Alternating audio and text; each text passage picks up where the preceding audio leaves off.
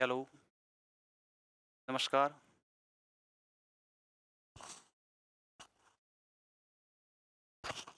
उत्थान के इस ऑनलाइन डिजिटल प्लेटफ़ॉर्म पर आप सबका स्वागत है।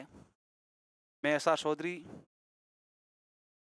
आज आपके समक्ष उपस्थित हूँ अंग्रेजी विषय के एक बेहद महत्वपूर्ण टॉपिक प्रेज़ेंटेशन को लेके। इस टॉपिक को पढ़ने से पूर्व ये पढ़ना बेहद ज़रूरी है कि ये टॉपिक आया कहाँ से?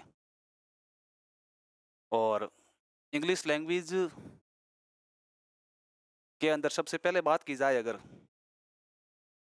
तो सबसे पहले मैं बात करता हूँ इंग्लिश लैंग्वेज लैंग्वेज के अंदर भाषा होती क्या है? What is language?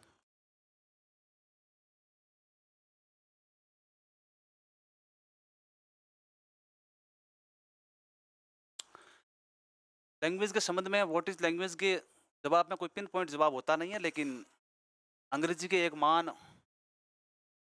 लिंग्विस्टिक हुए, जिनका नाम फर्डिनेंड डी सोसेरे ने परिभाषाएँ दी है, उसके संबंध में एक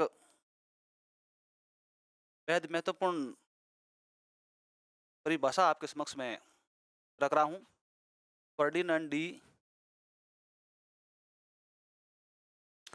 सोसेरे की बेहद महत्वपूर्ण परिभाषा, ये स्विस लिंग्विस्टिक थे।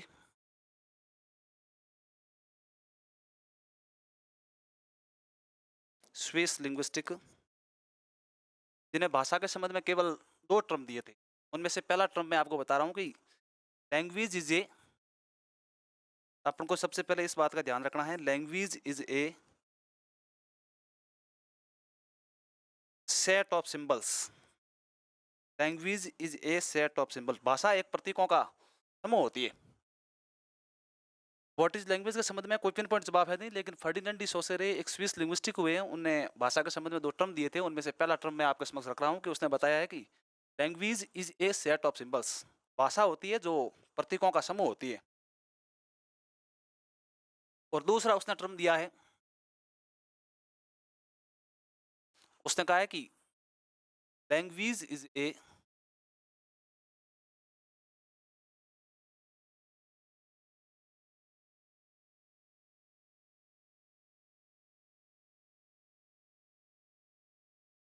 Exchange of ideas.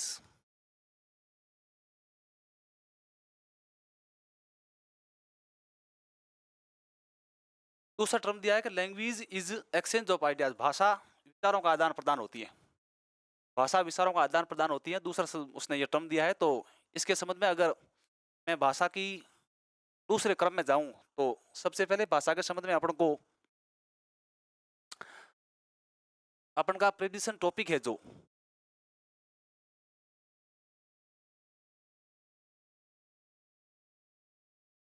प्रेडिक्शन, पहली बात तो ये प्रीपोजिशन नहीं होता है, इसका शुद्ध उच्चारण प्रेडिक्शन होता है।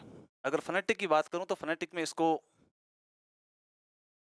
इस प्रकार लिखा जाएगा,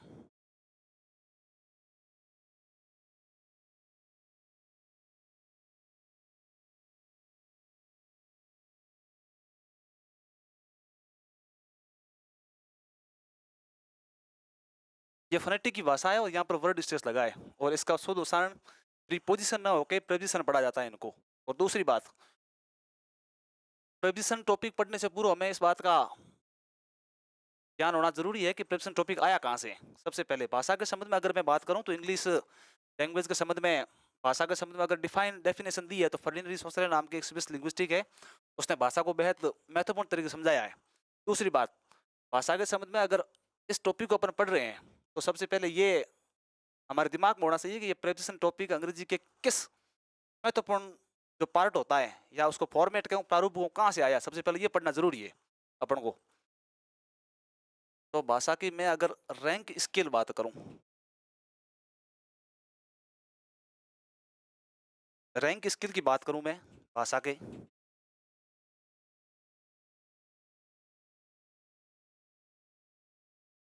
rank scale of language skill या रैंक स्किल का सेकंड नेम या दूसरा नाम बात करूं तो हायरार्की होता है।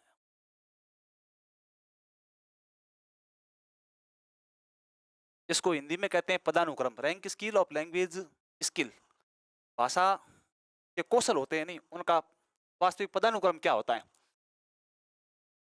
उनमें से 7-8 पद बताए हैं और 7-8 पदों में से पूरा पूरा इंग्लिश का अगर मैप बताऊं आपको, मैं पूरा खाका होता है, मैप बताऊं तो मैप के अंदर से ये आपका प्रीवियस टॉपिक है। जो मैं कहता हूं अंग्रेजी का जो जितना सिलेबस है, सिलेबस पहली बात नहीं होता, सिलेबस होता है शुद्ध उच्चारण उसका। तो सिलेबस है तो अंग्रेजी का ऐसा कोई सिलेबस नहीं है जिसके अंदर प्रीवियस टॉपिक नाम का ये जुड़ा हुआ नहीं होता है। तो इनको पढ़ना बेहद महत्वपूर्ण है और कक्षा 9वीं 10वीं 11वीं 12वीं और कंपटीशन एग्जाम जितने भी विद्यार्थी दे रहे हैं उनके लिए भी ये टॉपिक बेहद महत्वपूर्ण है। लेकिन टॉपिक को पढ़ने से पूर्व मैं आपको ये बताना चाहता हूँ कि ये टॉपिक आया कहाँ से है। अपन का पहला कंसेप्ट क्लियर होना चाहिए।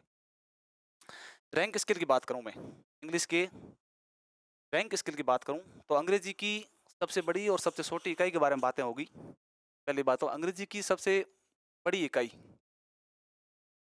डिस्कोर्स को माना है। रैंक स्केल में ऊपर से नीचे की बात करूं तो डिस्कोर्स सबसे बड़ा होता है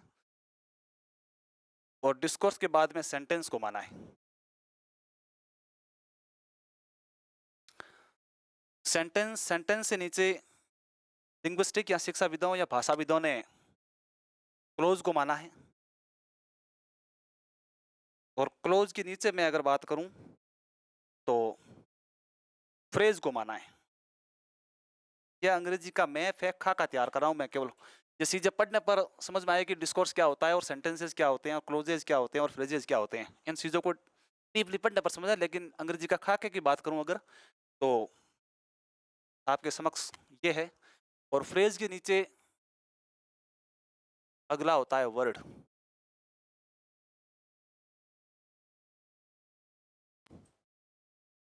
वर्ड होता है, मैं वर्ड को यहां पर लिख रहा हूं।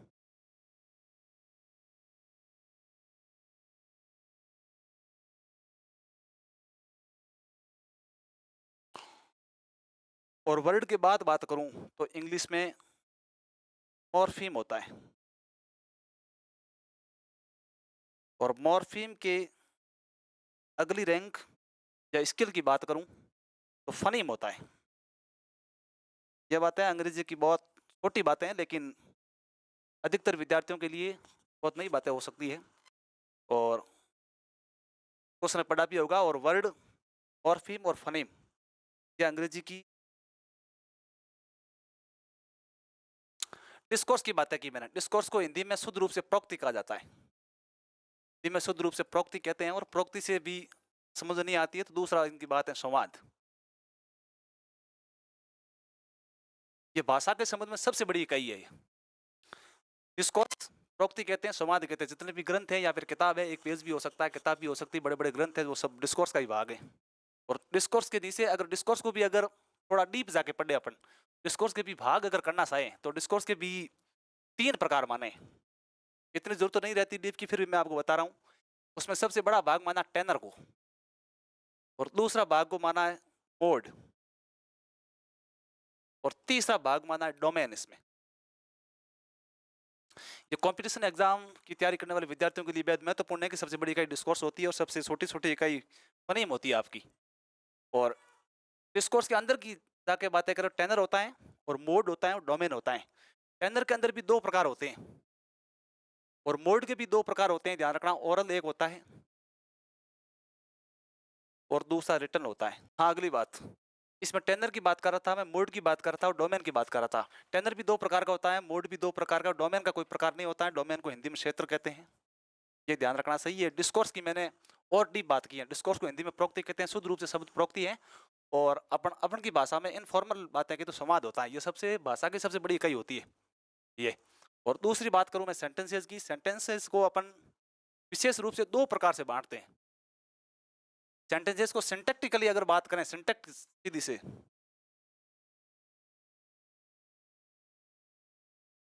और दूसरा प्रकार है सिमेंटिक।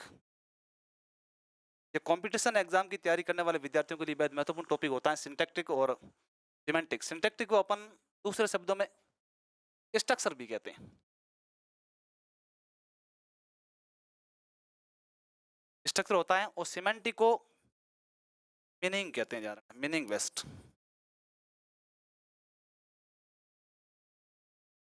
मीनिंग बेस्ट होता है।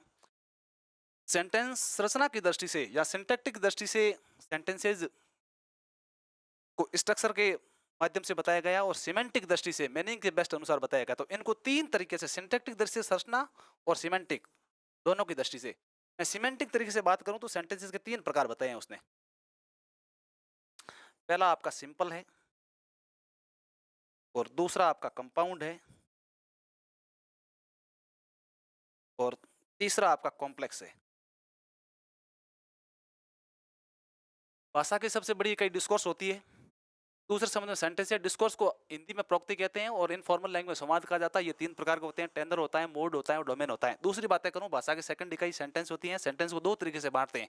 पहला सिंटैक्टिक दृष्टि से, संरचनात्मक दृष्टि से भाग चार प्रकार होते हैं, और सिमेंटिक दृष्टि से मैं यहाँ बातें कर रहा हूँ तीन प्रकार से होते हैं। एक सिंपल होता है, एक कंपाउंड होता है और कॉम्प्लेक्स होता है। ये सेंटेंसेस की बातें हुई है, ध्यान रखना। और सिंपल में अभी अगर डीप जाना है तो सिंपल में एक मेन क्लोज होगा, और कंपाउंड में दो मेन क्लोज होंगे, और कॉम्प्लेक्स सेंटेंसेस है आपका, उनमें एक मेन क्लोज होगा और सबऑर्डिनेट क्लोज होगा। क्लोज मैं कहता हूँ जितना ऊपर है नहीं, ये तामझाम, ये सब नीचे से ऊपर से बना है, ध्यान रखना। फ्रेज से क्लोज बना है, क्लोज से सेंटेंस बना है और सेंटेंस से डिस्कोर्स बना है। ये हायरार्की है, रैंक इसकी लैंग्वेज का है। ये पढ़ना अपने दिमाग में ये होना चाहिए कि लैंग्वेज की सबसे बड़ी इकाई कौन सी है, छोटी कौन सी है, और अपन का जो टॉपिक है प्रेडिक्शन ये कहाँ से आया है। आगे चलते हैं। ये क्लोज होता है, क्लोज दो प्रकार के होते हैं, मैंने पहले भी कहा आपको, एक मेन क्लोज होता है, एक सबऑर्डिनेट क्लोज होता है, ध्यान रखना। एक मेन क्लोज होता है, एमसी कहते हैं, मेन क्लोजेज, और दूसरा सबऑर्डिनेट क्लोज होता है, और उसके नीचे फ्रेज होते हैं। फ्रेज भी विशेष रूप से अगर मैं बातें करूं, फ्रेज की अलग से समझाऊं आपको फ्रेज के बारे में। फ्रेज को ट्रेडिशनल इंग्लिश तीन प्रकार से मानती है। फ्रेज को ट्रेडिशनल इंग्लिश तीन प्रकार से मानती है कि उसने तीन प्रकार बताए हैं। पहला उसने कहा कि नाउन फ्रेज होता है, और दूसरा उसने कहा है कि एडजेक्टिव फ्रेज होता है, और तीसरा कहा है उसने एडवर्ब फ्रेज होता है।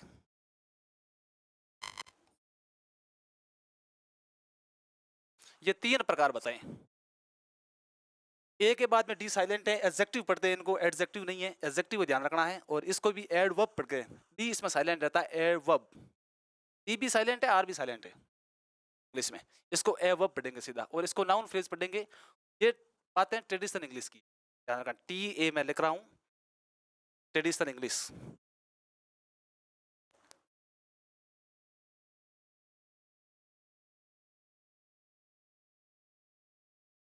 मॉडर्न इंग्लिश वालों ने तीन फ्रेज और डेवलप कर दिए।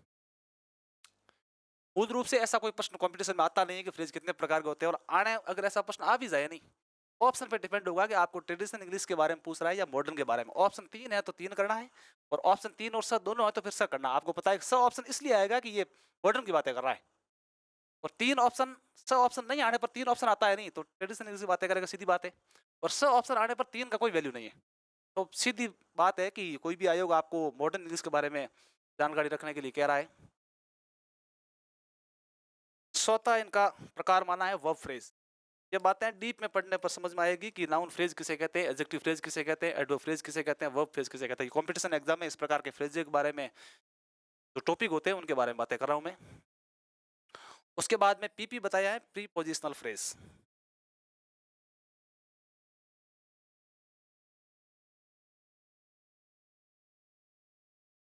और इसका छठा प्रकार बताया है जेनेटिव फ्रेज।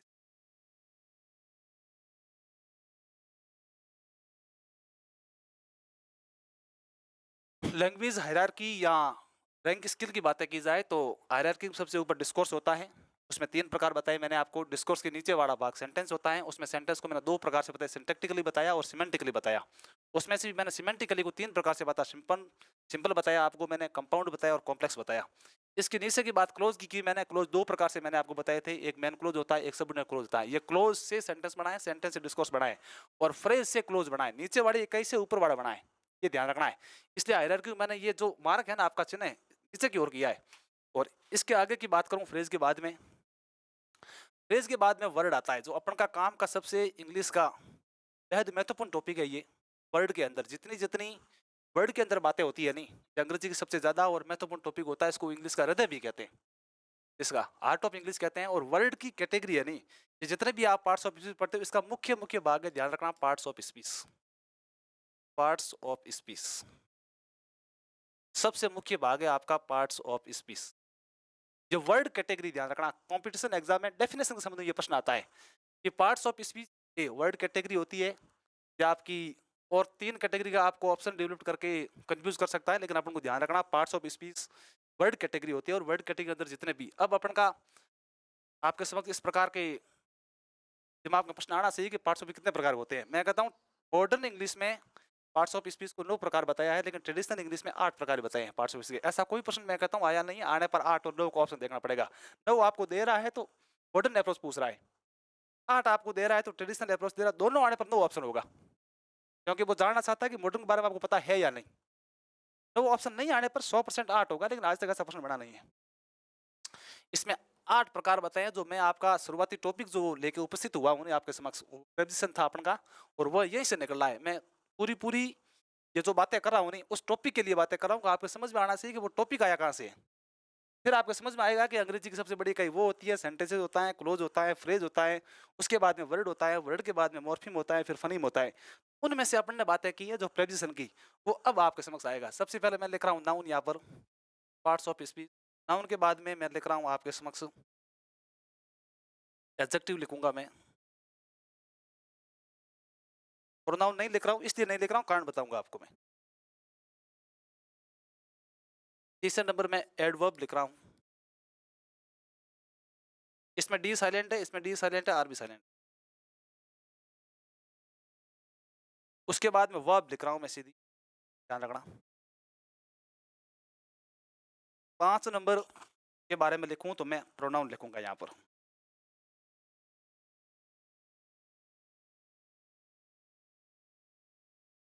और 6 नंबर के बारे में लिखूं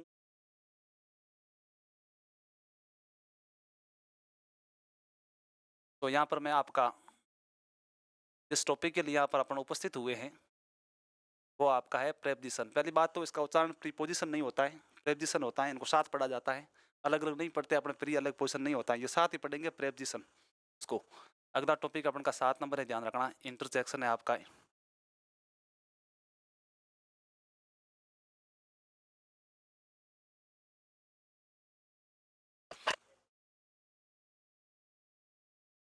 कंजक्शन है आपका 7 नंबर टॉपिक। और आपका 8 नंबर बात करा था इंटरजेक्शन की। ये मैंने इस क्रम से क्यों लिखा है आपको अभी बताऊंगा। देखो, वर्ड कैटेगरी है पार्ट्स ऑफ स्पीच, अंग्रेजी का हार्ट भी कहते हैं, और पार्ट्स ऑफ स्पीच शब्द के भेद हिंदी में कहते हैं इनको। पार्ट्स बहुवचन है, ध्यान रखना, मैंने पार्ट्स लिखा है, बहुवचन हमेशा इंग्लिश में हेडवर्ड का होता है, ये ध्यान रखना। और प्रेपोजिशन आने के बाद में उसके बाद का जो पार्ट होता है उसका कोई मतलब नहीं होता है हेड में। हेड हमेशा प्रेपोजिशन पहले वाला शब्द होता है उसका होता है। मैंने पार्ट्स इसलिए लिखा कि ये 8 प्रकार होते हैं, अगर एक प्रकार होता तो मैं केवल पार्ट ही लिखता। ये बातें कंसेप्ट क्लियर करनी है कि हुआ तो हुआ क्यों है, ये बात समझ में आनी चाहिए। नाउन, नाउन अब शुरुआत की मैं बातें करूं, इनको 1, 2 और 3, 4 इनको इंग्लिश में सबसे बड़ी बात है, कंपटीशन एग्जाम की बातें कर रहा हूँ, ये डेफिनेशन में प्रश्न आते हैं और कंसेप्ट क्लियर होने पर होता है। इनको ओपन क्लास कहा गया है, बहुत कम सुनने को मिलेगा आपको, इसको ओपन क्लास कहा गया। ओपन क्लास किससे कहते हैं, प्रश्न ये उठता है। ओपन क्लास उससे कहते हैं जिनसे नए शब्द बनाए जा सकते हैं। नाउन मैं कहता हूँ कोई फिक्स नहीं है, 1, 2, 3, 4, 5, 1000, 2000, ये नाउन फिक्स नहीं है, इसलिए ओपन कहा गया है। इसमें कितने भी शब्द नए बन सकते हैं और इन खुद की गिनती नहीं है। दूसरा एडजेक्टिव है, एडजेक्टिव कोई लिमिटेड नहीं है, लिमिटलेस है ये सब। एडवर्ब है आपका, लिमिटलेस है, नए शब्द बन सकते हैं, बढ़ते हैं। और वर्ब में नई वर्ब बनती है, अक्सर बनती है। तो इसमें मैंने ओपन क्लास रखा है, इसमें कितने भी शब्द नए जोड़े जा सकते हैं। और आगे मैं बात कर रहा हूँ, एक आपका प्रोनाउन है, और प्रोनाउन के बाद में ये जो आपके प्रेपोजिशन लिखा है मैंने, ये कंजक्शन लिखा है और इंटरजेक्शन लिखा है, इनको मिला के क्लोज्ड क्लास कहा गया। ध्यान, इनको मिला के क्लोज्ड क्लास कहा गया, मतलब बंद। क्लास का अर्थ वर्ग है, श्रेणी है, ध्यान रखना। क्लोज्ड क्लास उसे कहते हैं जिसके अंदर नए शब्द नहीं बनेंगे, ध्यान रखना। प्रेपोजिशन 150 के आसपास होंगे, कंप्लीट है, जितने हैं उतना, उनसे ज्यादा नहीं बढ़ा सकते हो आप अपने मन से। कंजक्शन होंगे आपके 50-60 के आसपास, इससे ज्यादा नहीं बढ़ा सकते हो आप, फिक्स है ये तो। इंटरजेक्शन 15-20 के आसपास होंगे, ज्यादा नहीं बढ़ा सकते हो आप, इसलिए क्लोज क्लास रखा है। और दूसरा आपका है ये प्रोनाउन प्रोनाउन होंगे 70-80 के आसपास अधिकतम हो सकते हैं, मैं कहता हूँ 70-80 के आसपास प्रोनाउन हो सकते हैं, तो इनको आप नए नहीं बना सकते हो, जो हो गए यानी वो फिक्स है, ये ध्यान रखना है। नए नहीं बना सकते हो, इसलिए इनको ऊपर वाले को आप नाउन कितने बना सकते, पढ़ के ये आप अपन बैठ नहीं सकते आज नाउन पढ़ लिया है, ये कभी होता ही नहीं है। ये नहीं हो सकता आपने एडजेक्टिव कंप्लीट पढ़ लिया, ये नहीं होता है। ये भी नहीं होता है कि आज अपने वर्ब पूरी पढ़ ली और अपन बैठ गए, ये नहीं होता है। अपन बैठ गए वर्ब नहीं बन गई। दूसरी बात प्रोनाउन है, प्रोनाउन 70-80 शब्द होते हैं, इनको अपन पढ़ के बैठ सकते हैं कि मैंने प्रोनाउन कंप्लीट कर लिया, ऐसा हो सकता है। और दूसरी बात प्रेपोजिशन अपन पढ़ के बैठ सकते हैं कहाँ कंप्लीट हो गया, और कंजक्शन अपन पढ़ के बैठ सकते हैं, और इंटरजेक्शन 15-20 के आसपास शब्द है, और भी ये इसमें कई शिक्षाविद अलग अलग मानते हैं। मैं कहता हूँ आपको, मैं अपवाद है और कंफ्यूज है वो भी बता रहा हूँ कि इंटरजेक्शन है नहीं, ऑप्शन में आने पर डिपेंड होगा। अगर option open class, close class और 2 क्लासें और आती है, ओपन क्लास 2 क्लास होती है, बहुत ऑप्शन नहीं आता है नहीं, तब इसको अपन को क्लोज क्लास करना पड़ता है। ये कॉम्पिटिशन एग्जाम की बातें कर रहा हूँ मैं। और अगर बहुत ऑप्शन आ जाता है ओपन और क्लोज्ड, तो फिर ये बहुत में जाएगा, ध्यान रखना। ये अपवाद है केवल इसका, शेयर लगवा रहा हूँ, ये अपवाद है कि इसमें बहुत ऑप्शन आने पर आपको बहुत करना है, ओपन और क्लोज्ड। बहुत ऑप्शन नहीं आता तो निश्चित रूप से क्लोज करना है, क्यों 15-20 आसपास शब्द है। ये इंटरजेक्शन एक ऐसा वर्ड है जिसमें नए शब्द बनाए जा सकते हैं। विषम बोधक शब्द होते हैं जो उसमें अलग अलग भावनाएं होती हैं, और भावनाओं में अलग अलग भावनाओं प्रकार से नए शब्द बन सकते हैं, लेकिन अपन को ऑप्शन पर डिपेंड करना है, इसमें क्लोज क्लास से मारना है, सीधी बात है। और बहुत ऑप्शन आने पर दोनों में करना है। आज तक कॉम्पिटिशन एग्जाम इस प्रकार प्रश्न बना नहीं है। और दूसरी बात है, कॉम्पिटिशन एग्जाम ओपन क्लास और क्लोज क्लास जरूर बनी है, या कौन सा वर्ड क्लोज क्लास में नहीं है और कौन सा वर्ड ओपन क्लास में नहीं है। ये अंग्रेजी की बेसिक बातें कर रहा हूँ मैं, बहुत बेसिक बात है इंग्लिश की, और बेसिक बातों को समझ में ये आपसे बताया। और अगली मैं कैटेगरी आपको बता रहा था, ये वर्ड कैटेगरी मैंने बताई आपको, पार्ट्स ऑफ स्पीच होते हैं। अपन का इस जगह से ये प्रेजेंटेशन टॉपिक निकला है, जो बेहद महत्वपूर्ण टॉपिक की बातें मैं आपको शुरुआत दे रहा हूँ। मैंने आपको शुरुआत में बताया था कि मैं प्रेजेंटेशन टॉपिक लेके आया हूँ, लेकिन आज पढ़ाऊंगा नहीं, लेकिन आपको इस टॉपिक तक लाके छोड़ूंगा आज, कि अपन को प्रेजेंटेशन टॉपिक पढ़ना है, लेकिन आपके दिमाग में ये होना चाहिए आखिर आया कहाँ से ये टॉपिक। और ऊपर से जो अंग्रेजी का मैप खाका होता है उनमें से प्रश्न बन जाते हैं। मैंने ये ओपन क्लास क्लोज क्लास की बातें कर रहा हूँ, सेकंड ग्रेड में इस प्रकार के प्रश्न बनते हैं। कौन सा ओपन क्लास का वर्ड है, कौन सा क्लोज क्लास का वर्ड है, वो थर्ड ग्रेड है। और स्कूली लेवल पे इस प्रकार प्रश्न नहीं बनते, कॉम्पिटिशन एग्जाम में ये प्रश्न, ये ध्यान रखना है। दूसरी वर्ड की बातें मैंने आपसे कर ली, फ्रेज की बातें मैंने कर ली। ट्रेडिशनल इंग्लिश 3 प्रकार से मानता है और मॉडर्न इंग्लिश सब प्रकार के फ्रेज मानता है। ऑप्शन पे डिपेंड करेगा, ध्यान रखना। इस सब फ्रेज के नाम याद होने चाहिए, नाउन, एडजेक्टिव, एडवर्ब, वर्ब और प्रीपोजिशनल फ्रेज आपका, और जेनेटिव फ्रेज होते हैं, सब प्रकार होते हैं। ट्रेडिशनल इंग्लिश 3 प्रकार से मानती है, और एन मार्टिन किताबें जैसी 3 प्रकार मानती है। और मॉडर्न इंग्लिश की किताबें हैं जैसे, वो आपके सब प्रकार से मानती है। और वर्ड मॉर्फिम आपको मैंने बताया। और सबसे पहले डिस्कोर्स की बात है कि हिंदी में प्रोक्ति कहते हैं, और समाज उनका इनफॉर्मल लैंग्वेज 3 प्रकार से होते हैं, टेनर होता है, मोड होता है, डोमेन होता है। सेंटेंसेस को मैंने 2 प्रकार से बताया, सिंटैक्टिक बताया है, सिमेंटिक बताया। सिंटैक्टिक 4 प्रकार से होते हैं, अपन टेंशन में पढ़ते हैं वो है। सिमेंटिक मैं कहता हूँ 3 प्रकार से होता है, सिंपल, कंपाउंड और कॉम्प्लेक्स होता है। क्लोजेज 2 प्रकार होते हैं, मेन क्लोज, नेट क्लोज होता है। फ्रेज मैंने आपको आगे बताया है कि ये फ्रेज सब प्रकार से होते हैं, मैंने अलग से बताया आपको, ये देख सकते हो आप। और वर्ड कैटेगरी मैंने आपको पार्ट्स ऑफ स्पीच बताई है, जहाँ से अपन का बेहद महत्वपूर्ण टॉपिक निकला है, प्रेपोजिशन को पढ़ना है। ये 8 प्रकार बताए हैं ट्रेडिशनल में, और 9वां प्रकार वो मॉडर्न इंग्लिश में बताया, वो एडजेक्टिव में से डिटरमिन निकाला उसने। ध्यान, पहली बात तो डिटरमाइन नहीं होता है, खुद उदाहरण है डिटरमिनर।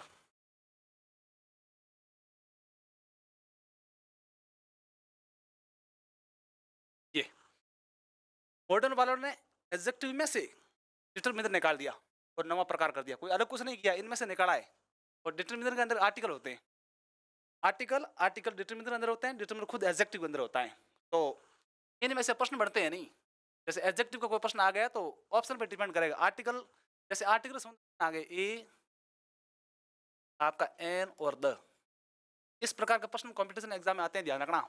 और कुछ इस प्रकार होते हैं कि जो अपने तो आर्टिकल पढ़ा है इनको, और आर्टिकल ऑप्शन है ही नहीं, तो समस्या होती है। उनके लिए मैं कह रहा हूँ आर्टिकल होने पर इनको आर्टिकल करना है, आर्टिकल नहीं होने पर इनको डिटरमिनर करना है, और डिटरमिनर नहीं होने पर इनको एडजेक्टिव करना है। 3 बातें होती है, ध्यान रखना। और आर्टिकल होने पर भले एडजेक्टिव आ जाए, भले डिटरमिनर आ जाए, ये अलग रहेंगे, और आर्टिकल उत्तर होगा। भले ये तीनों ऑप्शन आ जाए, आर्टिकल उत्तर होगा। आर्टिकल नहीं आने पर सेकंड उत्तर ये होगा, ध्यान रखना है। और ये भी नहीं होने पर एडजेक्टिव उत्तर होगा, और एडजेक्टिव नहीं होने पर नन ऑफ दीज होगा, कोई नहीं इनमें से। तीन ये ध्यान रखना, ये तीनों में जा सकते हैं आर्टिकल। ए, एन और द तीनों हो सकते हैं, ऑप्शन पे डिपेंड करता है कंपटीशन एग्जाम में। कभी कभार ऐसा होता है कि डिटरमिनर और आर्टिकल गायब होते हैं, ऑप्शन मिलते भी नहीं है, अपन नन ऑफ दीज करके आ जाते, नहीं होता है ये। नाउन से पहले आता है, नाउन को क्वालिफाई करता है, मॉडिफाई करता है, इसलिए एडजेक्टिव श्रेणी में रखा है। और एडजेक्टिव में तो आजकल मैं कहता हूँ केवल एक प्रॉपर एडजेक्टिव है, वो ही रहा है, बाकी सभी डिटरमिनर रह गए टोटल। अगली बातें कर रहा हूँ मैं आपके समक्ष। मैंने वर्ड की बातें कर ली और अगली बातें कर रहा हूँ मैं मॉर्फिम के। मॉर्फिम दो प्रकार से माने, उन्हें एक फ्री मॉर्फिम माना है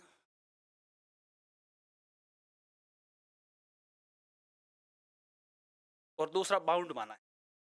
ये बहुत डीप बातें हैं और ये इंग्लिश को बहुत गहराई में पढ़ने पर इस चीज़ सामने आती है। कंपटीशन एग्जाम में इतना डीपली कोई जाता नहीं कि मॉर्फिम तक अपन, मैं कहता हूँ मॉर्फिम तक नहीं, अपन के 4 कैटेगरी तक ग्रामर सीमित हो जाती है इंग्लिश की। मैं कहता हूँ पहली बात अपन पढ़ रहे हैं ग्रामर, ये ग्रामर इसका उच्चारण शुद्ध नहीं है, ग्रामर पढ़ेंगे अपन। सबसे पहले इंग्लिश में सीखने की बेहद जरूरत है, इनको ग्रामर पढ़ेंगे, ग्रामर होता नहीं है। और फोनेटिक के ट्रांसक्रिप्शन की बात करूं मैं, फोनेटिक के ट्रांसक्रिप्शन की बात करूं तो ग्रामर होता है, शुरुआती स्ट्रेस लगता है, दबाव इसी जगह पड़ता है, उनको ग्रामर पढ़ते हैं, ध्यान रखना ये ग्रामर नहीं होता है। तो ऑप्शन कई बार प्रश्न आया हुआ है कंपटीशन एग्जाम में, इस प्रकार के प्रश्न आते हैं कि इनको ग्रामर पढ़ें। पहली बात तो अपन को इसमें कंफ्यूज कर देगा कि ए आर है ई आर है, आधे विद्यार्थी इस जगह कंफ्यूज हो जाएंगे, ए आर लगेगा ई आर लगेगा, इसमें ए आर लगेगा, ये ध्यान रखना। दूसरी बात कंफ्यूज इस जगह होंगे, ग्रामर पढ़े ग्रामर पढ़े, इनको ये ग्रामर है शुद्ध रूप से।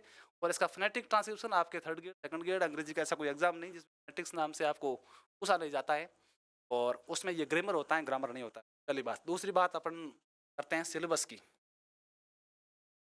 अपन इसको आज तक सिलेबस पढ़ते आए, ये सिलेबस है नहीं, ध्यान रखना, इनको सिलेबस पढ़ेंगे अपन।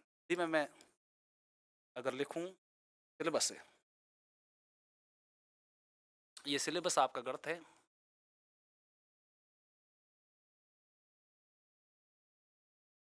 ये यहाँ पर गलत है और ये आपका सिलेबस सही है, ध्यान रखना। दूसरी बातें कर रहा था मैं, मॉर्फिम के दो प्रकार से बातें कर रहा था, ये फ्री मॉर्फिम होता है और बाउंड मॉर्फिम होता है। फ्री में वो आपके सफिक्स प्रीफिक्स वाले वो होते हैं जिनसे नए शब्द बनते हैं।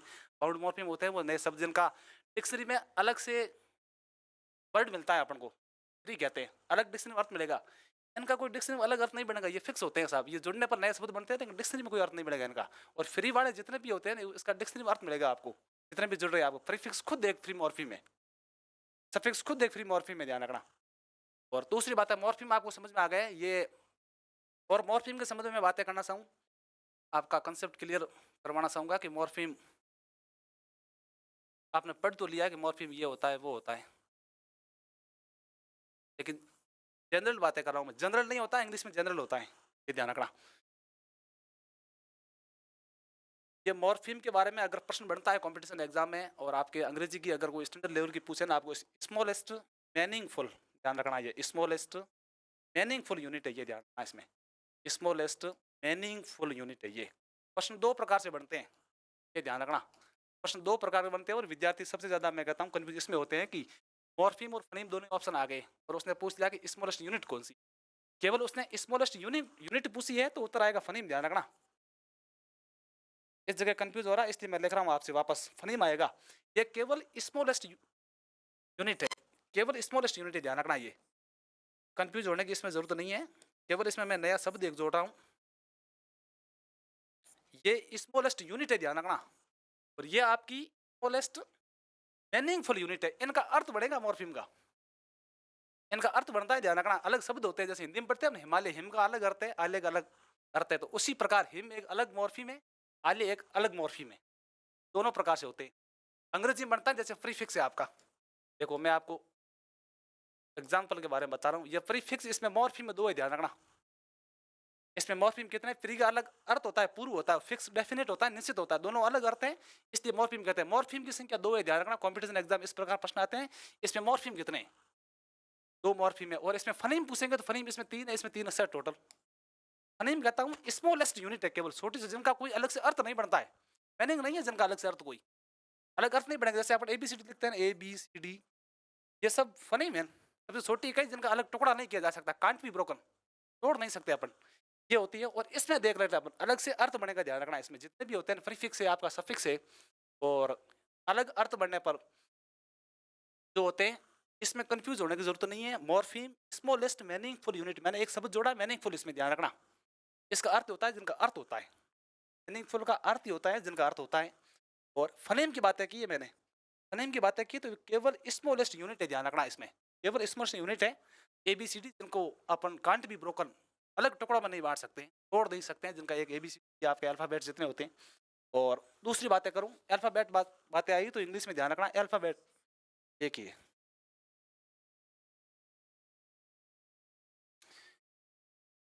इंग्लिश में सबसे बड़ा कंफ्यूज मैं कहता हूँ, सबसे ज़्यादा विद्यार्थियों में रहता है कि इंग्लिश में अल्फ़ाबेट कितने होते हैं। इंग्लिश पूरी में अल्फ़ाबेट एक ही, ध्यान रखना, वो आपका ABCD वाला। और दूसरी बात है, कंफ्यूज इस जगह होते हो, मैं अल्फ़ाबेट का पूछूं तो आप बताओ कि सभी सभी से नहीं होते, अल्फ़ाबेट एक होती है। मैं अगर लेटर्स की बातें करूं तो 26 होते हैं, मैं अगर लेटर्स की बातें करूं तो 26 होते हैं। और सबसे ज़्यादा कंफ्यूज है कि आप पूछ सकते हो किसी को भी कि अल्फ़ाबेट कितने होते हैं, उत्तर आएगा 26। अल्फ़ाबेट 26 नहीं, अल्फ़ाबेट एक ही होता है, ये ABCD वाला आपका है नहीं, ये होता है सिलेबरी कहते हैं इनको। इसमें सिलेबरी कहा जाता है, आपकी जो पारकड़ी होती है नहीं, पारकड़ी को इंग्लिश में सिलेबरी कहते हैं। और सिलेबल होते हैं, सिलेबरी कहाँ से बना है, सिलेबल से बना है। सिलेबल मैं कहता हूँ सबसे छोटी इकाई होती है सिलेबल, ये फनेम को भी सिलेबल कहते हैं। जो फनीम है नहीं, फनीम का दूसरा नाम ही सिलेबल है। सिलेबल में क्या होगा, वोवल होगा 100%, और फनीम में वोवल और कंसोनेंट दोनों होंगे। इसमें डिफरेंस ये ध्यान रखना, मैंने इसलिए सिलेबल इस जगह इसलिए नहीं लिखा है कि फनीम में कंसोनेंट भी होता है और वोवल भी होता है, और सिलेबल में 100% ध्यान रखना वोवल ही होगा।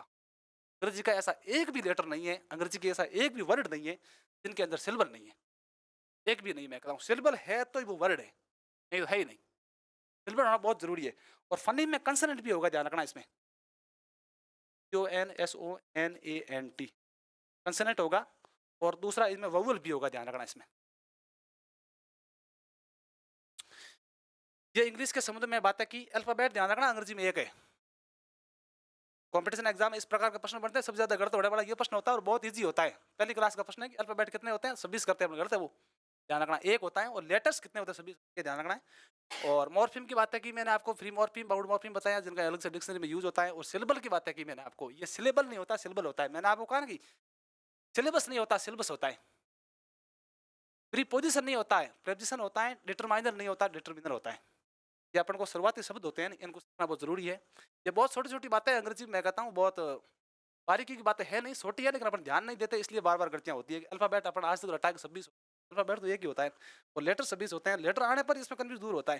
दूसरी बातें, फनी में और सिलेबल में ये फर्क है, ध्यान रखना। फनी में सबसे छोटी इकाई होती है और सिलेबल भी सबसे छोटी इकाई होती है। सिलेबल में ओनली फॉर वोवल होगा, और फनी में कंसोनेंट होंगे और वोवल दोनों हो सकते हैं, दोनों होते हैं, ये ध्यान रखना। दूसरी बातें मैं करूं, इससे पहले मैंने आपको क्या समझाया वो सुबह से आपको समझाऊं। देखो, what is language, Ferdinand de Saussure नाम के स्विस लिंग्विस्टिक हुए हैं, जिसने भाषा के संबंध में कहता हूँ कोई पिन पॉइंट जवाब नहीं है। अपन को एक व्यक्ति की जिंदगी 3 भाषाओं में अपन की गुजरती है। मैं कहता हूँ सबसे ऊपर भाषा होती है इंग्लिश।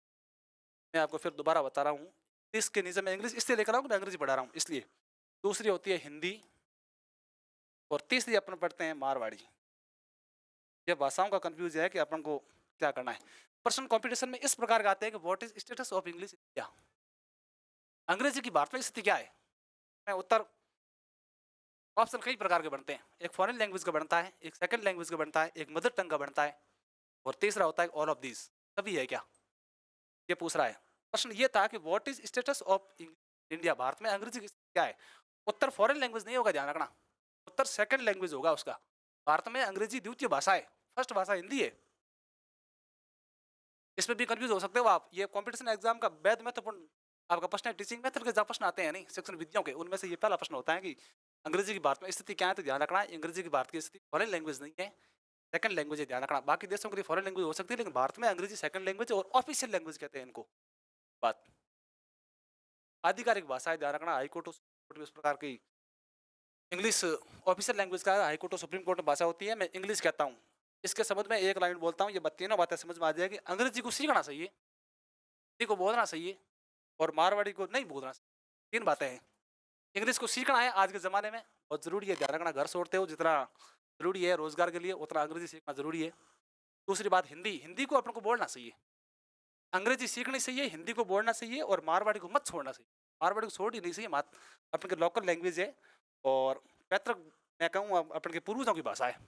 और हिंदी अपन की मदर टंग है, मातृभाषा ध्यान रखना, मदर टंग है हिंदी, उसको मदर लैंग्वेज कहते हैं। और अंग्रेजी अपन के लिए फॉरेन लैंग्वेज नहीं है, फिर कह रहा हूँ मैं सेकंड लैंग्वेज है, कॉम्पिटिशन एग्जाम का बेहद महत्वपूर्ण प्रश्न है।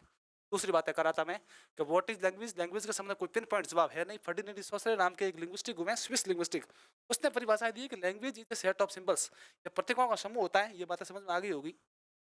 तो language is exchange of ideas, भाषा एक विचारों का आदान प्रदान है। ध्यान रखना, अपन जो कम्युनिटी के अंदर यूजर्स होते हैं, नहीं कम्युनिटी यूजर्स, उसके अंदर मैं आपसे बात कर रहा हूँ, मेरी बातें समझ में आ रही है तो ये लैंग्वेज है। ध्यान रखना, मैं बातें कर रहा हूँ मैं समझ में आ रही है, तारतम्यता है ही नहीं मेरे अंदर, कोई रूल नहीं है लैंग्वेज के अंदर, तो वो लैंग्वेज नहीं है। ध्यान रखना, हर शब्द बोलते हैं नहीं, वो लैंग्वेज होना जरूरी नहीं है, सार्थक अर्थ होना चाहिए और सामने वाले कम्युनिटी समझ में आना चाहिए यूजर्स को, तब भाषा बढ़ती जाके। भाषा के अपने अपने सिंबल्स होते हैं। ध्यान रखना। तीसरी बातें मैंने आपके समक्ष रखी आज, rank skill of language skill. देखो, भाषा कौशल के पदानुक्रम बताए मैंने आपको, रैंक स्किल बताइए, आपको हायरार्की बताइए, इनको पदानुक्रम कहते हैं। हायरार्की शब्द है, रैंक स्किल दोनों का एक ही अर्थ में, भले हायरार्की लिखूं या रैंक स्किल लिखूं, इससे आपको कंफ्यूज होने की जरूरत नहीं है। और दूसरी बातें मैं आपके समक्ष करूं तो हायरार्की के अंदर अंग्रेजी की सबसे बड़ी भाषा मैं कहता हूं बिगेस्ट, अगर स्केल है, रैंक है, हायरार्की है, तो डिस्कोर्स है। ध्यान रखना, डिस्कोर्स सबसे बड़ी होती है, इससे बड़ा कुछ नहीं होता। ध्यान रखना, डिस्कोर्स के अंदर ही जितने भी आपके ग्रंथ है, जितने भी किताबें हैं, जितना भी लेख है, एक पेज भी हो सकता है, एक भी हो सकता है, इनको शुद्ध हिंदी में प्रोक्ति कहते हैं। प्रोक्ति से कुछ समझ नहीं आ रहा आपको, संवाद लिखने पर समझ में आया आपको, ये कह रहा हूँ। ये तीन प्रकार होते हैं, टेनर होता है, मोड होता है, डोमेन होता है, इनके भी अलग प्रकार होते हैं, लेकिन करने की जरूरत नहीं है, आपको इस डिस्कोर्स तक सीमित रहना है। और सेंटेंसेस में दूसरी बातें बता रही, ये शुरुआत में बताया कि फनीम से मॉर्फीम बढ़ाएं, मॉर्फीम से आपके ऊपर वर्ड बना है, वर्ड से ध्यान रखना फ्रेज बना है, फ्रेज से क्लोज बना है, और क्लोज से सेंटेंसेस बनाया है, सेंटेंस से आपका डिस्कोर्स बना है। नीचे वाली इकाई को मिलाकर ऊपर वाली इकाई बनती है। सभी के सभी डिस्कोर्स के भाग हैं। सेंटेंस डिस्कोर्स का भाग हो सकता है, लेकिन सेंटेंस का भाग नहीं हो सकता है। ये अपन को बातें समझनी है। क्लोजेज मैंने दो प्रकार के, सेंटेंस आपको दो प्रकार बताए मैंने, सिंटैक्टिक तरीके से बताया, जो स्ट्रक्चर के आधार पर होता है, चार प्रकार के होते हैं। और सिमेंटिक मैंने अर्थ की दृष्टि से बताया आपको, दो तीन प्रकार का, सिंपल होता है जिनमें एक मेन क्लोज होगा, कंपाउंड होगा जिनमें दो मेन क्लोज होंगे, और कॉम्प्लेक्स होगा जिनमें एक सबऑर्डिनेट होगा। सबऑर्डिनेट क्लोज कितने भी हो सकते हैं। बात ये बातें अपन डीप अलग से पढ़ेंगे तब जाकर समझ में आएगी। और क्लोज दो प्रकार के होते हैं, मैं फिर ऊपर यही बातें कर रहा था डिस्कोर्स में, यही बातें कर रहा हूँ सेंटेंस की, मैं सेंटेंस में क्लोज की बातें करता हूँ, मैं क्लोज में फ्रेज की बातें करता हूँ, फ्रेज में वर्ड की बातें करता हूँ, वर्ड के अंदर मॉर्फीम करता हूँ, मॉर्फीम में फनेम की करता हूँ। ये जुड़े हुए ना, इंटरलिंक का ध्यान रखना इसमें। और close man close subordinate close होता है। फ्रेज मैं कहता हूँ मॉडर्न इंग्लिश में, मॉडर्न इंग्लिश में फ्रेज को तीन प्रकार माना है, और सब प्रकार माना है, और ट्रेडिशनल इंग्लिश तीन प्रकार माना है, और मॉडर्न इंग्लिश वालों ने तीन और जोड़ दिए, वर्ब फ्रेज होती है, प्रेपोजिशनल फ्रेज होती है, और आपकी जेनेटिव फ्रेज होती है। ये ध्यान रखना है, कोई तीन पॉइंट ऐसा जवाब ऐसे प्रश्न नहीं आते, और आते हैं नहीं तो फिर ऑप्शन पर डिपेंड होता है, ध्यान रखना। दूसरा वर्ड कैटेगरी, जहाँ से अपन का आज का टॉपिक, मैं कहता हूँ टॉपिक पढ़ाऊंगा नहीं, लेकिन टॉपिक तक लेके जाऊंगा आपको। वर्ड पार्ट्स ऑफ स्पीच है, और ये 8 प्रकार के होते हैं ट्रेडिशनल इंग्लिश में, और मॉडर्न इंग्लिश में इनका 9वां प्रकार एडजेक्टिव में से मान लोगों ने अलग कर दिया, डिटरमिनर आपका। और डिटरमिनर के अंदर आर्टिकल होते हैं। ध्यान रखना, मैंने आपको ये समझाया था कि आर्टिकल आने पर आप क्या करोगे, आर्टिकल ऑप्शन होने पर आर्टिकल करना है, आर्टिकल नहीं होने पर डिटरमिनर करना है, डिटरमिनर नहीं होने पर एडजेक्टिव करना है। ध्यान रखना, और तीनों ही होने पर आर्टिकल करना है। ये बातें समझ में आनी चाहिए। नाउन होता है, एडजेक्टिव होता है, एडवर्ब होता है, आपका वर्ब होती है, प्रोनाउन होता है, ये ओपन क्लास के वर्ड होते हैं। मैं फिर समझा रहा हूँ, ओपन क्लास उस क्लास को कहते हैं जिनमें नए शब्द बनते हैं, can be create new word होते हैं, उसे ओपन क्लास कहते हैं। अपन ऐसे नहीं आज नाउन पढ़ के बैठ गए, नाउन पूरी हो गई, कभी पूरी नहीं होती नाउन, ये भी पूरी नहीं होती। एडजेक्टिव आपकी, अपन एडजेक्टिव पढ़ के बैठ गए पूरा हो गया, एडजेक्टिव नहीं होता साहब, अपन बैठे तब नए शब्द बन गए, ये ध्यान रखना है। वर्ब, वर्ब भी पूरी, और प्रोनाउन ध्यान रखना, ये 60-70 की संख्या होती है, ये क्लोज क्लास का वर्ड है। आगे मैंने आपको समझाया था, ये प्रेपोजिशन आपका टॉपिक, अपन इसके बारे में डिस्कस करेंगे नेक्स्ट क्लास में। ये क्लोज क्लास में होते हैं जिनकी संख्या फिक्स होती है, प्रेपोजिशन 150-60 के आसपास होंगे, है जितने भी उनका फिक्स है। और कंजक्शन होते हैं 25-30 के आसपास होंगे, 50 के आसपास होंगे अधिकतम, संख्या फिक्स है। इंटरजेक्शन 15-20 में, इंटरजेक्शन 12 मैंने स्टार लगवाया था, क्यों लगवाया था, ये ऑप्शन पर डिपेंड करेगा, क्लोज क्लास माने ओपन क्लास माने, बहुत होने पर दोनों मान रहा है, नहीं तो क्लोज क्लास मान रहा है। ये आज की बात थी। और दूसरी बात मैं करूँ आपका ये प्रेपोजिशन टॉपिक, अल्फाबेट बात है कि मैं अंग्रेजी में एक होता है, ध्यान रखना, लेटर 26 होते हैं, ये मोर कंफ्यूजन प्रश्न है। और एग्जाम में प्रश्न आते हैं, उत्तर सभी अधिकतर विद्यार्थी 26 करेंगे, तो 26 तो लेटर होते हैं, अल्फाबेट एक होती है, ये ध्यान रखना। दूसरी बात है, मैंने आपको इस टॉपिक तक आपको लेके आया मैं आज के इस सेशन में।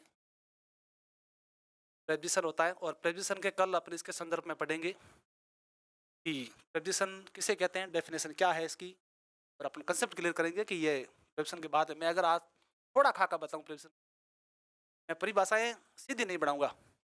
ऐसा नहीं कि मैंने सीधा डेफिनेशन लिख दिया, ये वर्ड होता है जो नाउन और प्रोनाउन से पहले आता है और पीछे वाला नाउन प्रोनाउन या अन्य के शब्दों के बाद संबंध बताता है। ये आप समझ नहीं आएगी जिंदगी पर, केवल रट सकते हो, एग्जाम में प्रश्न सही हो जाएगा, ये गारंटी है, हो सकता है रटने पर, कंसेप्ट जिंदगी पर समझ में नहीं आएगा। कंसेप्ट जिंदगी पर तब समझ में आएगा, मैं आपको एक उदाहरण बताता हूँ।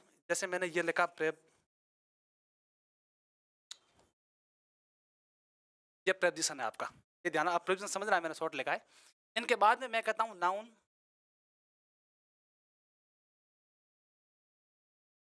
प्रोनाउन और जेरेंड भी आती है। ये बहुत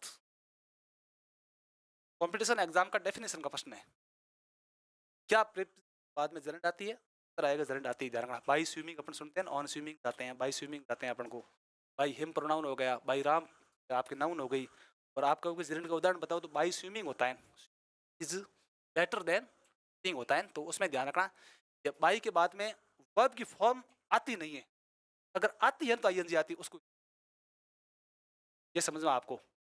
प्रेपोजिशन के बाद में 100% नाउन और प्रोनाउन आएंगे, 90% इसमें मामला सिमट जाएगा, ध्यान रखना इसमें 90%, और 10% इसकी संभावना होती है कि आईएनजी फॉर्म आप सीधे, ये भी हो सकता है नहीं क्या प्रेपोजिशन के बाद में सर ने तो बताया नाउन और प्रोनाउन आते हैं, आईएनजी फॉर्म कैसे आएगी, प्रश्न करता नहीं है, समझने में गलती हुई है आपकी।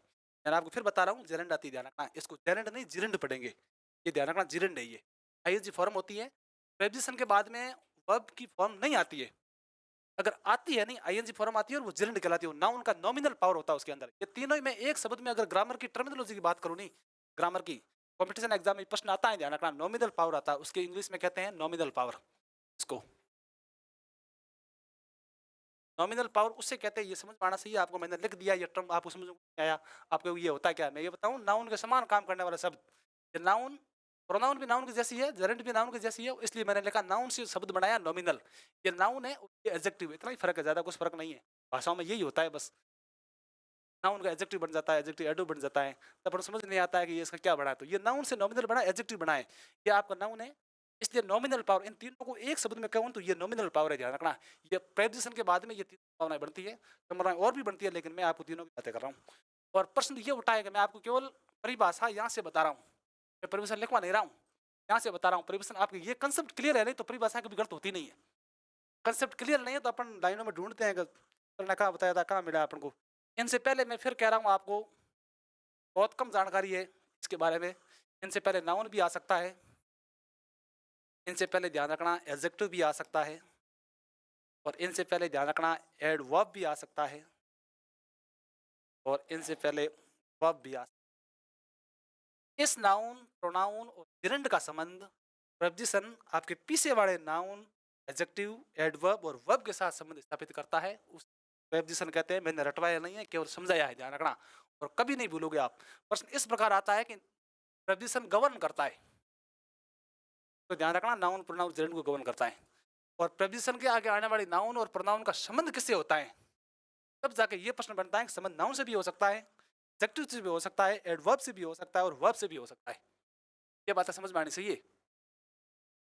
तो डेफिनेशन आपकी यहाँ से बनेगी। अब मैं आपको डेफिनेशन लिखवा दूंगा, एक प्रेपोजिशन इज ए वर्ड या a group of words which show the relationship of between noun, pronoun and gerund and which are preceding words noun, adjective, adverb और वर्ब। कुछ समझ में नहीं आया? डेफिनेशन रटी थोड़ी जाती है, डेफिनेशन आपका कंसेप्ट क्लियर होना चाहिए कि आप प्रेपोजिशन, नाउन आया है, प्रोनाउन, जेरेंड, इनका संबंध हमेशा ध्यान रखना, पीछे वर्ड नाउन से होगा, एडजेक्टिव से होगा, एडवर्ब से होगा और वर्ब से होगा, तब जाके आपकी डेफिनेशन कभी जिंदगी में गलत नहीं हो सकती है। डेफिनेशन को रटोगे तो मैं कुछ समय के लिए याद हो सकती है और परीक्षा में सही भी हो सकती है, कोई ऐसा नहीं करूँगी ये आने पर ही होगी, नहीं, सही कर लोगे, लेकिन कंसेप्ट जिंदगी में क्लियर नहीं होगा। कंसेप्ट क्लियर करना है, नहीं तो इस बातों को समझना होगा। मैं आपको 4 टर्म बता रहा हूँ इसमें, तो पूरी ग्रामर में इधर उधर डोलते रहते हैं और समझ में नहीं आते, ग्रामर पूरी हो जाती है।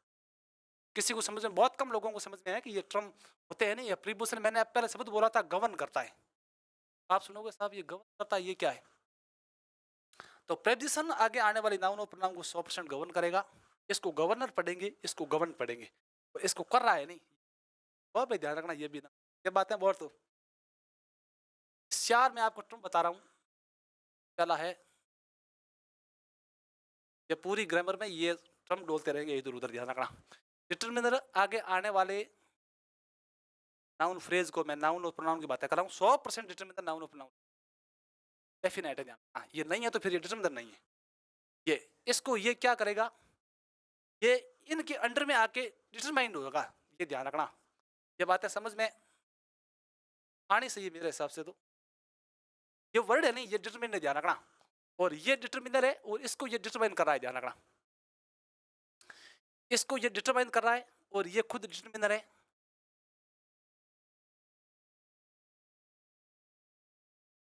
डिटरमाइन करता है ये वर्ब है खुद, सब ध्यान रखना। ये डिटरमाइन एडजेक्टिव है, इनसे ये डिटरमाइन हुआ है।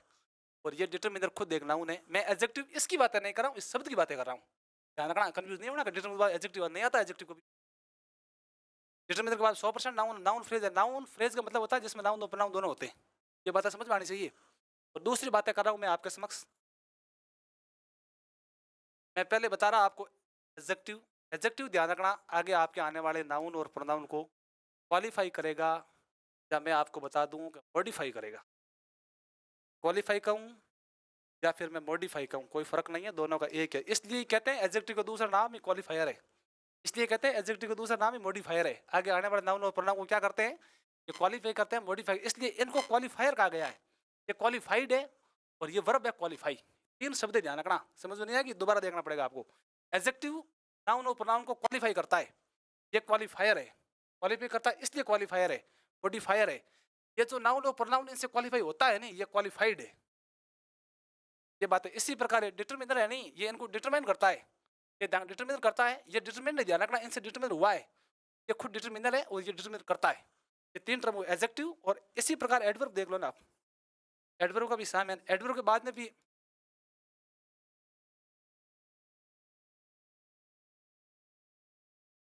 एडवर्ब बाद में ध्यान रखना, नाउन कभी नहीं आएगी।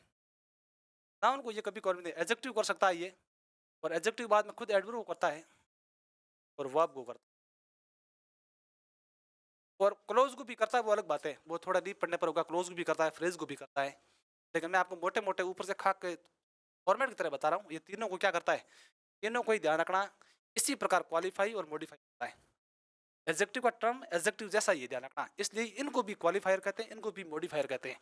आगे आने वाले टर्म होते हैं फाइड या क्वालिफाइड कहा जाता है। और ये खुद होता है नहीं, ये इनको क्वालिफाइड करता है, केवल क्वालिफाई। ये वर्ब है सब, खुद रूप से ये वर्ड वर्ब है और इनको कर रहा है नहीं। ये क्वालिफायर नाउन हो जाएगा, इनको करता है नहीं, क्वालिफाइड वाला होता है। क्वालिफाइड वर्ड अपने आप में एडजेक्टिव है, ये आपको ध्यान रखना। और क्वालिफायर नाउन है, ध्यान रखना। एडजेक्टिव खुद एक नाउन है, वर्ड है नहीं, वर्ड नाउन होता है नहीं। नाउन किसे कहते हैं, वर्ड है। तो एडजेक्टिव खुद एक नाउन है, एडवर्ब खुद एक नाउन है। बात समझ नहीं आएगी कि एडजेक्टिव या पार्ट्स ऑफ जितने शब्द होते हैं नहीं, ये सब नाउन होते हैं, ध्यान रखना। और ये तो एडजेक्टिव पढ़ने पर एडजेक्टिव होता है, ये नाउन से पहले आता है फिर एडजेक्टिव होता है। ये खुद वर्ड एक एडजेक्टिव में, एडजेक्टिव खुद वर्ड की बात कर रहा हूँ। मैं ये नहीं कहता हूँ कि एडजेक्टिव नाउन होता है, नहीं होता है। मैं एडजेक्टिव वर्ड की बात कर रहा हूँ, एडजेक्टिव खुद वर्ड है नहीं, ये नाउन होता है। इसलिए ये इसमें क्वालिफायर आएगा, क्वालिफाइड नहीं आएगा। इसलिए इसमें मॉडिफायर आएगा, इसलिए इसमें क्वालिफायर आएगा, इसलिए इसमें मॉडिफायर आएगा। ये बातें, ये ध्यान रखना है। और दूसरी बात है प्रेपोजिशन की, मैंने आपको की थी, फिर बता रहा हूँ आपको प्रेपोजिशन के बारे में। ध्यान रखना, आगे आने वाले नाउन, प्रोनाउन और जेरेंड को ध्यान रखना, ये गवर्न करता है। ये टर्मिनोलॉजी डेफिनेशन में और कंपटीशन एग्जाम में जब आती है नहीं तब पता चलता है। इस प्रकार के भी प्रश्न बनते हैं क्या, बनते हैं बिल्कुल। प्रेपोजिशन आगे आने वाले नाउन, प्रोनाउन और जेरेंड को हमेशा गवर्न करता है। गवर्न करता है इसलिए ये गवर्नर है, ध्यान रखना, इसलिए ये गवर्नर है। आप बताओ सर गवर्नर क्यों हुआ, आगे ग्रामर की बातें करेंगे उसमें आएगा गवर्नर। और आगे ये गवर्न है, ध्यान रखना, इनसे गवर्न हुआ है। ये खुद एडजेक्टिव है, ध्यान रखना, इनसे ये गवर्न हुआ है। ध्यान, GOVERNED लिंग है आपकी, और ये गवर्नर है, इनसे ये कर रहा है, गवर्न कर रहा है।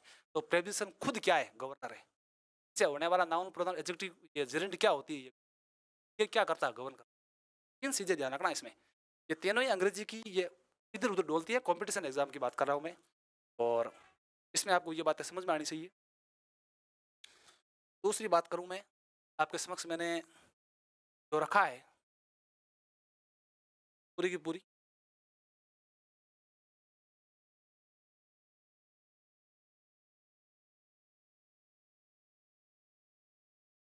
तो ये बातें कर रहा था मैं इस प्रेपोजिशन की बातें कर रहा था कि प्रेपोजिशन टॉपिक होता है, अपन को डेफिनेशन रटनी नहीं, ध्यान रखना, डेफिनेशन इतना ध्यान रखना है कि प्रेपोजिशन इसे वर्ड कैटेगरी, वर्ड कैटेगरी क्यों है, अपन ने पढ़ा था ना क्लोज, ये आप फ्रेज के नीचे वर्ड होता है, वर्ड के 8 प्रकार उसमें पार्ट ऑफ स्पीच बताए, उनमें से प्रेपोजिशन टॉपिक आया। अब आपके दिमाग में ये प्रश्न आना चाहिए पर आ कि प्रेपोजिशन आया कहाँ से इसके, इंग्लिश के मैं कहता हूँ, इंग्लिश का एक हायरार्की या रैंक स्केल है, उनमें से 7-8 प्रकार बताए, उनमें से एक वर्ड नाम का है, वर्ड कैटेगरी के अंदर पार्ट्स ऑफ स्पीच होता है, पार्ट्स ऑफ स्पीच के अंदर उसमें एक प्रकार होता है प्रेपोजिशन, पूर्व सर्ग। हिंदी में लिखना आपको समझ नहीं आएगा, मैं हिंदी में लिखता हूँ पूर्व सर्ग, क्या समझ में आएगा, कुछ कंसेप्ट क्लियर नहीं होना है, नहीं हिंदी में लिखना कोई फायदा नहीं है, कंसेप्ट क्लियर तो इस जगह होना है ना कि प्रेपोजिशन आगे क्या लेता है, नाउन प्रोनाउन जेरेंड लेता है, इनसे पहले किन को आप रिलेशन, इसकी रिलेशनशिप किससे बताओगे, ये 4 मैंने वर्ड दिए है, नहीं इसमें प्रोनाउन नहीं है, ध्यान रखना, फिर कह रहा हूँ मैं, इसमें प्रोनाउन नहीं है, मैंने इस जगह प्रोनाउन लिखा है, कन्फ्यूजन इस जगह होंगे आप, पहले भी प्रोनाउन कर दोगे, बाद में प्रोनाउन कोई नहीं होता है, उसके बाद में noun, adjective, adverb, verb, 1% adjective, ध्यान रखना, मात्र 1%, 99 में से 100 में से एक उदाहरण एडजेक्टिव मिलेगा, बाकी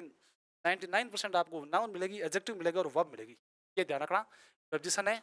आज के लिए मैं से क्लास को स्थगित करता हूँ और अगली क्लास में अपन मिलेंगे, नेक्स्ट टाइम अपन का टॉपिक जो बेहद महत्वपूर्ण होगा प्रेपोजिशन, उनको लेके बातें करेंगे कि ये डेफिनेशन है, डेफिनेशन क्यों हुई मैंने आपको समझा दिया है, फिर आपको फॉर्मेलिटीज के लिए मैं इनकी डेफिनेशन लिखवा दूंगा और उसके बाद में समझ आया कि प्रेपोजिशन कितने प्रकार के होते हैं, कितने प्रकार माने हैं, आपका सिंपल प्रीपोजिशन माना है, कंपाउंड माना है, कॉम्प्लेक्स माना है, 3-4 प्रकार होते हैं, उनमें से एक शब्द के हो सकते हैं, ग्रुप ऑफ वर्ड्स हो सकता है, प्रीपोजिशन में फिर कह रहा हूँ एक वर्ड भी हो सकता है, ग्रुप ऑफ वर्ड्स भी हो सकता है, दोनों हो सकता है, ये प्रीपोजिशन डेफिनेशन में काम आती है शब्द है। तो आपको इस जगह से कंसेप्ट क्लियर करना, आज की क्लास पूरी क्लास का मैं अगर बातें करूँ, बात ही मैंने आपको लैंग्वेज के बारे में बताया था, इंग्लिश अंग्रेजी को सीखना है, हिंदी को बोलना है और मारवाड़ी को नहीं बोलना है, ये 3 बातें थी। व्हाट इज लैंग्वेजेज है, फर्डिनेंड सोसर नाम के एक महान स्विस लिंग्विस्टिक हुए, उसने परिभाषाएं बताई, परिभाषाएं और भी विद्वानों ने बताई, मैं ये कहता हूँ, लेकिन इसको महत्वपूर्ण मैंने इसलिए बताया, आपको फिर बता रहा हूँ, मुझे याद आया कि इसको फादर ऑफ इंग्लिश, ये ध्यान रखना, इसको फादर ऑफ इंग्लिश लैंग्वेज कहते हैं, फादर ऑफ इंग्लिश लैंग्वेज कहा जाता है। पहली बात लैंग्वेज नहीं, लैंग्वेज, ये इनको, इसकी परिभाषा महत्वपूर्ण इसलिए है कि इनको फादर ऑफ इंग्लिश लैंग्वेज कहा जाता है और उसने 2 प्रकार टर्म दिए, मैं बताऊँ, सेट ऑफ सिंबल्स होता है, दूसरा उसने प्रकार मैंने बता दिया एक्सचेंज ऑफ आइडियाज, तो विचारों का आदान प्रदान होता है, सामने वाले को समझ में आने से वो भाषाएं होती है। आज के लिए इतना ही, अगली नेक्स्ट क्लास में, धन्यवाद।